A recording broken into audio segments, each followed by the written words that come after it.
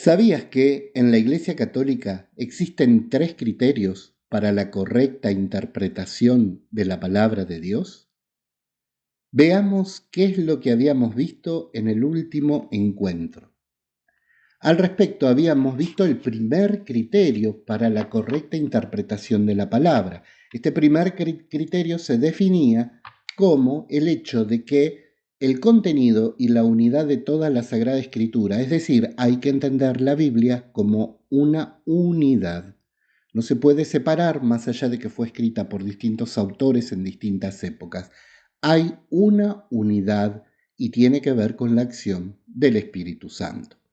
Para aquellos que quieran ahondar en este tema, si todavía no lo hicieron, los invito a ir al encuentro anterior.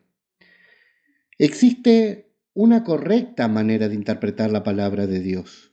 Este es el primer criterio, teniendo en cuenta de la unidad de la palabra, para no hacerle decir a la palabra cosas que no son, para no manipular la palabra según los autores que interpreten, que escriban, y según los intereses de esas personas. Por eso en la Iglesia se llama o existen estos criterios de interpretación hermenéutica de la palabra, para no hacerle decir a la palabra cualquier cosa, sacarlo fuera de contexto o malinterpretar los textos. Al respecto, hoy vamos a leer el segundo criterio para interpretar correctamente las Sagradas Escrituras. Lo vamos a tomar del libro Introducción a las Sagradas Escrituras del padre Luis Heriberto Rivas. El segundo punto dice al respecto, el segundo criterio: tradición viva de la Iglesia. Como expone la Constitución, está hablando de la Constitución Dei Verbum, en los números 7 al 11, la tradición es el contexto vivo de la Sagrada Escritura. Ya veremos qué es esto de la tradición.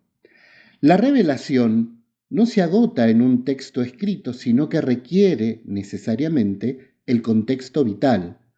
La Sagrada Escritura surgió dentro del ámbito de la vida de una comunidad creyente, de Israel primero y de la Iglesia después.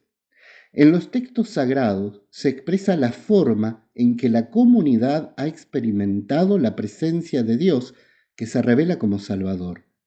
Comprendiendo cada vez más profundamente esos mismos textos y dentro del mismo ámbito vital de la comunidad, los creyentes van experimentando en sus propias vidas el encuentro con este Dios que se revela a los hombres. Les habla como amigos y trata con ellos para invitarlos y recibirlos en su compañía. Esto último lo dice la Constitución Dei Verbum en el número 2. El intérprete sigue Rivas para recibir correctamente lo que la palabra de Dios quiere expresar a los hombres, debe sumergirse en esta corriente de la tradición.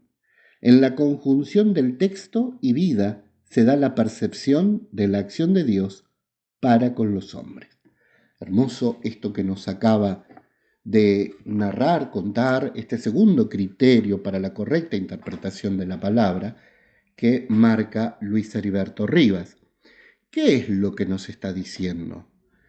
Lo primero que tenemos que entender que para no tergiversar la palabra de Dios tenemos que conocer el momento donde fue escrita y qué quiso decir el autor sagrado. Todo texto bíblico, tanto del Antiguo como del Nuevo Testamento, surgió en el ámbito de una comunidad creyente como acabamos de leer. Es decir, que antes que fuera puesto por escritos, los libros del Nuevo Testamento, lo que hoy conocemos como el Nuevo Testamento, fue tradición oral. Es decir, los apóstoles, cuando muere Jesús y durante las primeras décadas de la evangelización, no salían con la Biblia impresa debajo del brazo anunciando la buena noticia. No había Biblia, no había Nuevo Testamento. Contaban únicamente con el testimonio directo de los apóstoles que habían sido testigo presencial del acontecimiento Jesús. Las nuevas generaciones de cristianos recibían el mensaje de los discípulos, de los apóstoles y de los apóstoles mismos, que iban comunicando la buena noticia de manera oral. Allí todavía no había escritos que pudieran alumbrar la vida de fe. Había sagrada tradición. Esto es la sagrada tradición. Es el caldo donde se teje lo que después va a ser puesto por escrito en los libros del Nuevo Testamento. Es decir, primero hubo sagrada tradición, el mensaje oral transmitido, el anuncio del reino a cada una de las personas con las cuales se iba interactuando, pero sin contar con un libro. Finalmente, para que no hubiera errores y para que no empezara a malinterpretarse lo que había dicho y obrado Jesús, 4 seguidores de los apóstoles ponen por escrito los 4 evangelios, para que nos quede, seguramente por mandato divino, evidentemente por mandato divino, ponen por escrito lo que habían recibido de la tradición de los apóstoles. De esa manera, antes de que hubiera sagrada escritura, hubo sagrada tradición.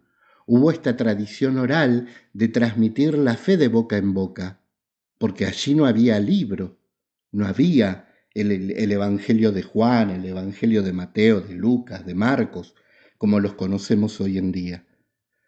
Debió pasar un tiempo y después se puso por escrito para que en la memoria de esa comunidad creyente no se perdieran datos que son importantes. ¿Me explico?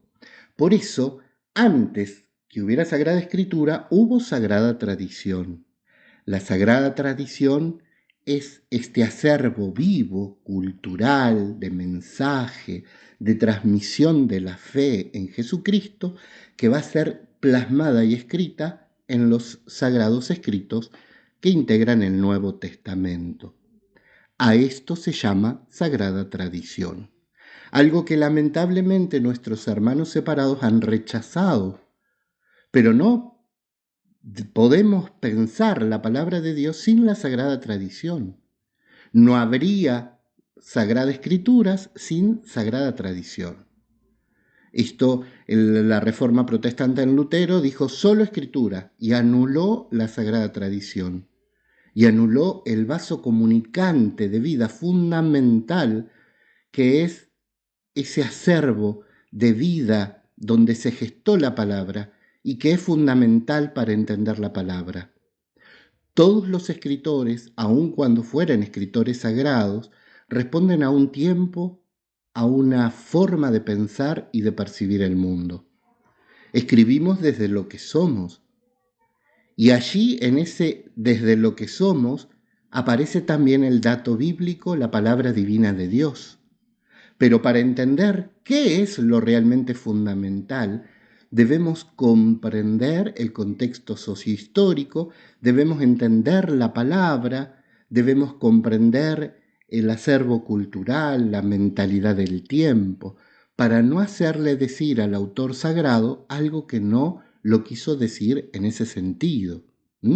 Entonces, por eso es tan importante en este criterio hermenéutico, en este criterio de comprensión de la palabra, es tan importante formarnos, crecer en formación, no repetir como loros o hacer libres interpretaciones de la palabra de Dios que nos pueden llevar a equívocos y errores que son muy grandes, incluso algunos se oponen a la misma enseñanza de lo que es el cristianismo.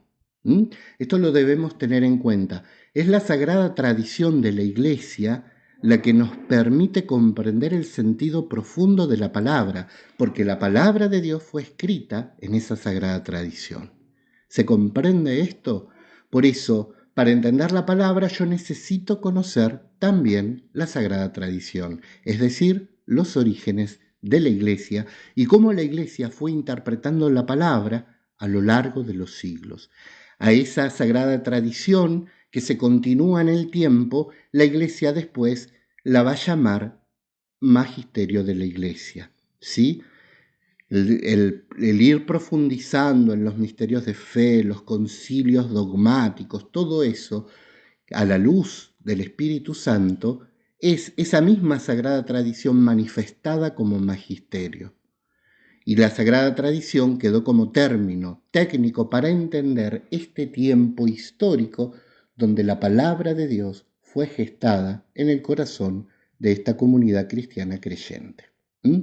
Espero que esto nos sirva para entender que no podemos separar estos dos elementos que son fundamentales, porque, vuelvo a repetir, la Sagrada Tradición y las Sagradas Escrituras son el único depósito de fe que nos llega y nos hace posible encontrarnos con el acontecimiento Jesucristo. Anular uno de los dos es anular justamente al otro, es decir, invalidar a uno significa invalidar al otro. No podemos interpretar la palabra sin adentrarnos en el misterio de la Sagrada Tradición. Ojalá haya sido lo suficientemente claro como para que podamos entender este criterio de hermenéutica para comprender correctamente la palabra de Dios. Que Dios los bendiga en el nombre del Padre, del Hijo y del Espíritu Santo. Amén.